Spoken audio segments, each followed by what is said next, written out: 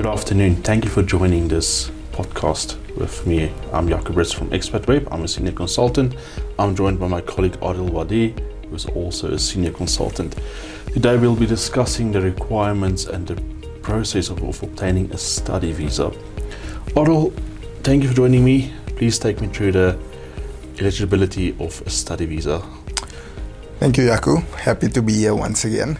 I think when it comes to a study visa, eligibility is not extremely limited. It's basically available to any individual who needs to study, whether they are minor or a major, so i.e. an adult. And basically it's for anyone who wants to study at either a primary, a secondary or tertiary institution. Okay. So a primary, secondary and tertiary institutions, that's including primary school, a creche, high school, universities, colleges. Definitely. Any recognized school or college or university in South Africa? I think you hit the nail on the head with the word recognized. As long as any of these learning or teaching institutions are recognized within the Republic of South Africa, they would qualify as a form of institution whereby you'd be able to register in order to apply for a study visa. So take me through some of the requirements, the most important requirements, because I know each and every visa application has a long list of requirements and there are basic requirements. What are the most important requirements for a study visa application? Definitely. I mean, as a general rule of thumb, most visa applications follow the same process flow with regards to the requirements. However, each of them will always have specific requirements tailored to that specific category. In terms of a study visa, if I just think about it off the top of my head, I would say there are two major or very important requirements in order for you to qualify as well as apply for a study visa application. The first that comes to mind is, as we just spoke about the learning institutions, it's that of a letter of acceptance from a registered learning or teaching institution within South Africa. Important to note on this one is that it needs to be acquired prior to you submitting your visa application. Hence, if you do wish to study for or to apply for a study visa, you need to actually find a school that you're willing to attend and then reach out to the school, get a letter of acceptance from the school because that will be included within your study visa application. The second most important requirement, I would say, is that of medical aid cover. I think medical aid cover is a big one. This comes down due to the fact that due to various countries having, I would say, free healthcare systems or better healthcare systems, the need for medical aid is a lot less than within South Africa. Yeah. Therefore, a lot of applicants overlook this requirement. However, it's one of the quintessential requirements in order to apply for a study visa. So in order for you to qualify for a study visa, you would have had to apply for a valid medical aid or valid medical aid cover either internationally or within South Africa prior to your application once again. So that medical aid cover must cover the validity of your visa. Is that correct? Spot on, yes. It has to cover you for the entire duration that you sojourn in South Africa. So we just touched on the requirements and the eligibility of the study visa. What is the duration of such a visa? Well, when it comes to duration, it varies on applicant specific.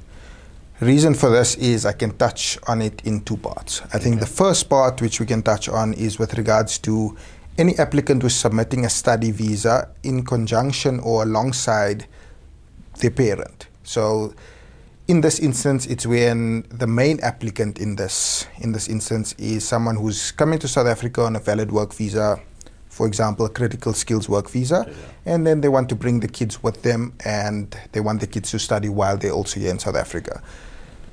Then, with regards to duration for someone who's applying in that instance, it's twofold again. Basically, it either can be, once it's adjudicated, issued for a period which is in line with the main applicant's visa. So if they had applied for critical skills and it was issued for 5 years, they would get their study visa for a period of 5 years as well.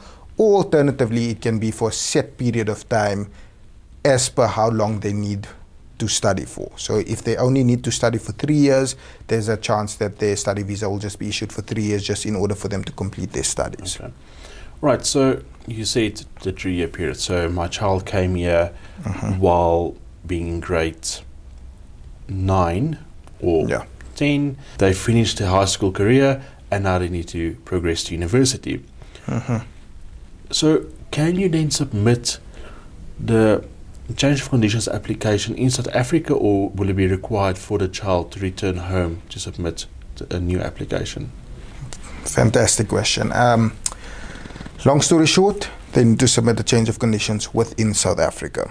So the purpose of a change of conditions is due to the fact that on the issued study visa, it will stipulate under one of the conditions the school which the child is attending.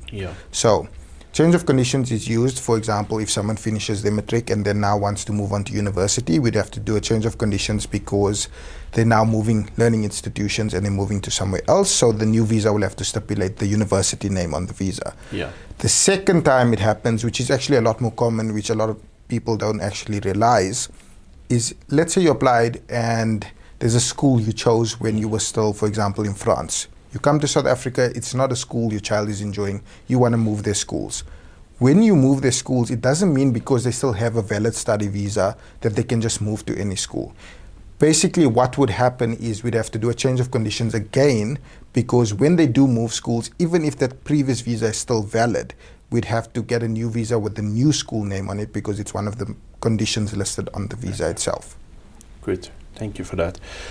So, processing of the visa, so you'll obviously have to submit this application, the first application abroad. Just quickly take us through that process. So, with regards to submitting abroad, it's more country specific, if that makes sense. So, depending on the country you're submitting in, the process as a whole would change ever so slightly. That comes down to, for example, some countries you're required to make an appointment and pay your fees up front prior to you arriving at the visa center for submission. Other countries prefer that it's done on a walk-in basis, whereby you just attend the center on any given day and you pay your fees at the center and submit your application. With regards to the submission of the application, it's fairly straightforward. So what you have to do is, once you've decided, okay, you're going ahead, you're submitting a study visa, you gather all of the required documents, make sure everything is in order. You then approach the visa center on the day with your compiled application pack of all those required documents. You'll sit with one of the officials there, they'll run through the documents, make sure that everything is there, or if anything's missing, they'll probably advise you thereon. They then accept the application pack from you, and they'll give you, usually they give you an estimated processing time or when you can expect to return back, but then they'll keep you updated because they'll give you a tracking number whereby you can track your application, and once it's ready for collection, you just approach the VFS center again to collect the application. Right, so you mentioned processing time. Yes. What are you seeing currently in processing times for applications submitted abroad? Processing times is a touchy subject. I mean, once again, it varies. It's country specific. There's some countries which you can submit in and get your visa application extremely fast, and some countries where it takes a very long time to come out. In general, when we're looking at study visa applications abroad, you're looking at around 4 to 6 weeks in order for those visa applications to be processed. That's, I would say, the estimated processing time. And in South Africa, if you do the change of conditions or renewal, what are the processing times there? So, with regards to South Africa, I'm sure most people have heard of the backlog and that the Department of Home Affairs is currently facing. Good thing though is, with regards to study visas, it doesn't necessarily form part of the backlog. That's from prior experience. The way I can put this is that they enjoy the same processing time as those of work visas. So, estimated again for the Department of Home Affairs, or if you had submitted in South Africa, it's around 4 weeks as well. Okay. So that's more or less what you're looking at. Right. Right. So let's quickly touch on the change of conditions for an adult. So you were a child when you came to South Africa, you turned 18, and now you apply for a study visa to complete your studies at university. What are the additional requirements to do the change of conditions in South Africa?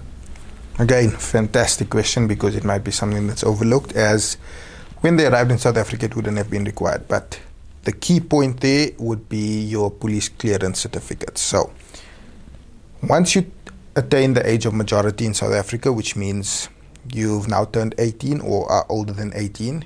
As part of your requirements when doing a change of conditions, you'll be required to submit a police clearance certificate. The police clearance certificate will have to be for any countries you resided in for 12 months or more within the last 5 years. So it's, if, for example, you had come to South Africa and it was just for 5 years of study, so you did grade 8 to grade 12 and then you were completed, then South Africa would be the last place you resided in for 5 years, so you'd have to submit a South African police clearance. If not, then you have to consider which countries you had resided in, and then we'd have to obtain police clearances from all those countries as well. Okay. And then is there a specific time period, is there a specific time period within when you need to submit this application for change of conditions or renewal? As a general rule, or as part of the requirements, it states that it needs to be submitted at least 60 days prior to the relevant visa expiring.